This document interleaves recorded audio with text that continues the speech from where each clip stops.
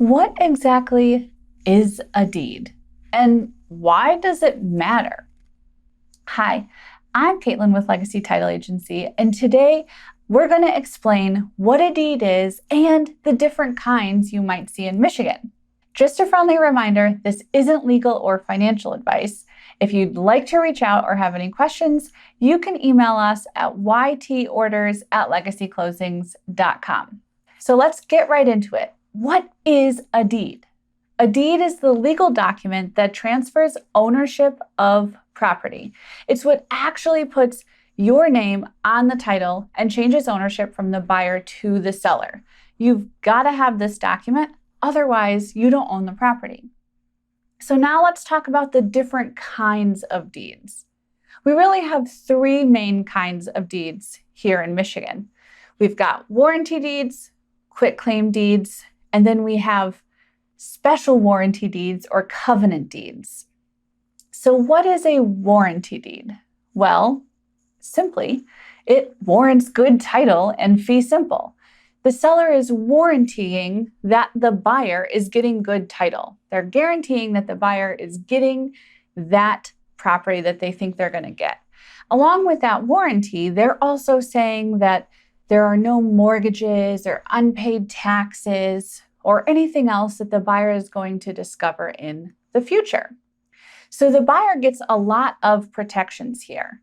In the state of Michigan, this warranty deed is what we use for the vast majority of our closings, especially when we're paying fair market value, we're buying a property, especially that we want to live in, things like that.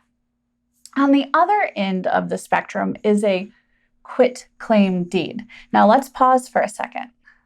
We want to make sure we pronounce this quitclaim deed, not quitclaim deed. It's not called a quitclaim deed. That's a huge misnomer in the industry. The correct term is quitclaim deed. Now this deed is basically the opposite of a warranty deed. There are no warranties being given by the seller. The seller is just giving what they have. So if the seller doesn't own anything and they quitclaim whatever it is that they want over to the buyer actually doesn't get anything. And Michigan law tells us that this is the type of scenario where the buyer has to beware. And as a buyer, if you accept a quitclaim deed, you are accepting that risk as well. So really, warranty deed and quitclaim deed are opposite ends of the spectrum on security and what the seller is giving to the buyer. So naturally, that leaves covenants or special warranty deeds right in the middle. So with these guys, what happens is the seller is giving some warranties, some covenants. They're giving some assurance over to that buyer, just not all of the warranties they would give in that warranty deed. Why would we want to use this deed? Well, usually it's because it's a scenario where maybe the seller hasn't lived in the property or they're not familiar with the property. For instance, if someone had just inherited this property from their parents or a relative, that is a great scenario where a special warranty deed or a covenant deed would be used to give the buyer some assurances, but just not all of the warranties in the warranty deed. And sometimes we even have a kind of fourth kind of deed. I said there's only three because there really are only three kinds of deeds. But we also talk about this thing called a Ladybird deed. And so really, when we're talking about Ladybird deeds, what we're describing is the interest that the seller is giving to the buyer. And that is a very technical term. It's a consumable life estate.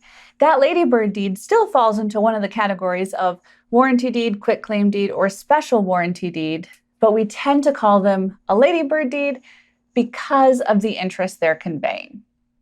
So we made it through all of our different kinds of deeds.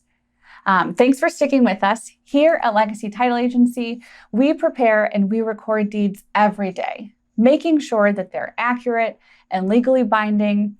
If you've got questions about what deed is right for your transaction, reach out to us. We're here to help.